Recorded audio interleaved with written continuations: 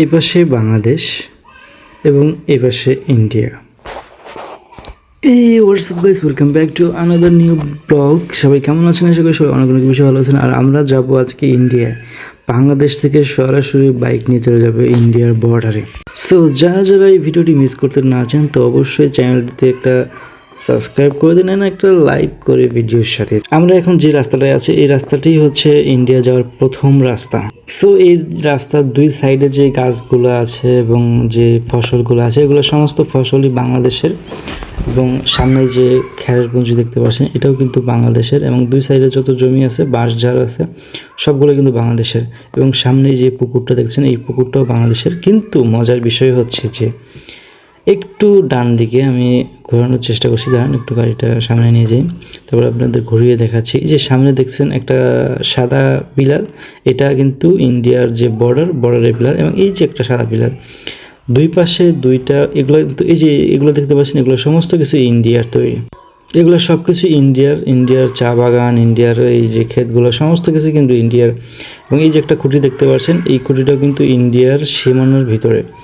So এই যে জমিগুলো সমস্ত জমিগুলোই কিন্তু ইন্ডিয়ার, এবং এই গরুগুলো যে বাঁধা আছে এই গরুগুলো বাংলাদেশের। এই যে চা বাগান করা আছে চা বাগানটি ইন্ডিয়ার। এমনকি এখানে সমস্ত বাংলাদেশি ইন্ডিয়ান সবাই মিলেমিশে কাজ করে, কেউ কারো কোনো প্রবলেম করে না, যদি না কেউ কোনো ক্ষতি করে। সো এই যে আমের গাছগুলো আছে এগুলো সব কিছুই কিন্তু বাংলাদেশের, এবং এই যে বাঁশের প্রাচীরগুলো দেওয়া আছে এই বাঁশের প্রাচীর ভিতরের যা আছে এই সমস্ত কিছুই ইন্ডিয়ার, এবং এই পাশের যা ফাঁকা জায়গাগুলো আছে অর্থাৎ বাম পাশে যেগুলো আছে এগুলো হচ্ছে বাংলাদেশের। এবং সামনের দিকে আমরা প্রাচীর দেখতে পাচ্ছি, পুরো জায়গাটি প্রাচীর দিয়ে ঘেরা, এবং জিরো লাইনের যে ভেতরে এই যে ছাগলটা আছে এই ছাগলটা জিরো লাইনের ভেতরে আছে, যদিও ইন্ডিয়ার সীমানার ভিতরে। সো এই যেগুলো ইন্ডিয়ার মানুষ কাজ করছে তারা অবশ্যই ইন্ডিয়ার মানুষরা মহিলা পুরুষ সবাই এক তালে কাজ করে, এই জন্য ওদের পুরুষের থেকে মহিলারা বেশি কাজ করে আর কি।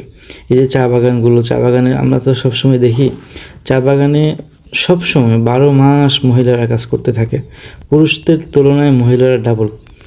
তো এই যে এইখানে সামনে একটা সাদা দেখতে পাচ্ছেন এটা কিন্তু একটা ক্যাম্প, ওই যে সাদা ঘরের মতো দেখা যাচ্ছে এটা একটা ক্যাম্প। আরও একটা ক্যাম্প আছে, এবং এটা হচ্ছে প্রাচীর যে দেওয়া আছে প্রাচীরের ভিতরে।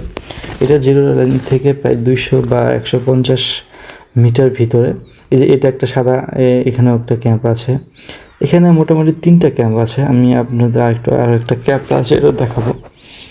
সো এই যে প্রাচীরগুলোর দেওয়া আছে এই প্রাচীরগুলোর ভেতরে আমরা যেতে পারি না, ও প্রাচীরগুলোর কাছেও যেতে দেয় না এখন। আগে গেলে সমস্যা হইতো না, এখন যাওয়া যায় না, এই প্রাচীরগুলোর কাছে যাইতে পারি না এখন। আগে সরাসরি চলে যেতাম প্রাচীরের কাছে। সো এটা এখন ইন্ডিয়ার ভিতরে, যেহেতু 150 থেকে 200 মিটার ভিতরে। সো এখানে যাওয়াটা অনেক রিস্ক, আমাদের বিজিবিও বলে দেয় যে এর ভিতরে যাওয়া যাবে না, এই জন্য আমরা যাই না। আমরা জিরো লাইনে জাস্ট এখানে বাংলাদেশের জমি যেতটুকু জায়গায় আছে আমরা এতটুকু জায়গায় আসি। এই যে এটা একটা ক্যাম্প, এটা উপর থেকে টহল দেয়, দিক দিয়ে লাইট লাগানো আছে, প্রত্যেকটা কাঁটাতারের বেড়ার সাথে লাইট আছে, রাত্রের বেলাও যেন কেউ না যেতে পারে। এই জন্য আমার কথা হলো আমরা বাংলাদেশের নাগরিক, আমরা বাংলাদেশে থাকবো, কেন লুকিয়ে লুকিয়ে ইন্ডিয়া যাবো? এই যে এগুলো বাংলাদেশের নদী, বাংলাদেশের এই পুকুরটা, এই ছেলেগুলো বাংলাদেশে বসে আছে এখানে, এভাবেই সবাই বসে থাকে আর কি। তো আমরা চেষ্টা করি সবসময় যে আপনাদের ইউনিক কিছু ভিডিও দেওয়ার জন্য। সো যারা যারা ভিডিওটি দেখেছেন ভালো লেগে থাকলে অবশ্যই একটা লাইক করে দেবেন, অ্যান্ড চ্যানেলটি সাবস্ক্রাইব করে দেবেন। ধন্যবাদ, সবাই ভালো থাকবেন, বাই বাই।